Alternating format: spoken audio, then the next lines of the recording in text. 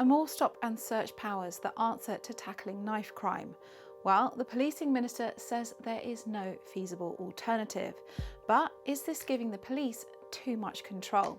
The Prime Minister doesn't think so. In fact, quite the opposite. I don't think that's strong-arm tactics. I think that's a kind and a loving thing to do. The people who often support stop and search most passionately are the parents of the kids who are likely themselves to be the victims of knife crime. Which is why the government is giving police greater stop and search powers in England and Wales. What is changing? Section 60, which is a power that allows police officers to stop and search a person. In 2014, these powers were restricted by the then Home Secretary Theresa May.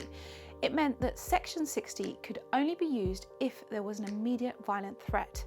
Then, in 2019, a pilot for easing restrictions was launched by Priti Patel. This meant that officers could now use Section 60 when they anticipated violence in a particular area. But now these changes will be made permanent, even though an evaluation of the pilot has never been published. So now, under Boris Johnson's beating crime plan, a police officer will be able to search someone without reasonable grounds in an area where serious violence is expected. Is stop and search effective? Campaigners say that thousands of innocent people are unnecessarily stopped and searched each year.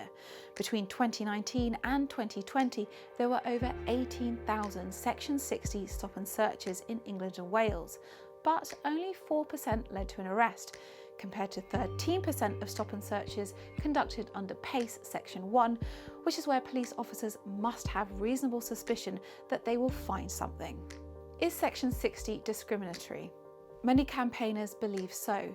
When you look at data for all stop and searches, black people are 9 times more likely to be stopped than white people. But campaign groups like Liberty say when you look at stop and searches under Section 60, that number is much higher. They say black people are actually 40 times more likely to be stopped. Are these the only plans to tackle knife crime?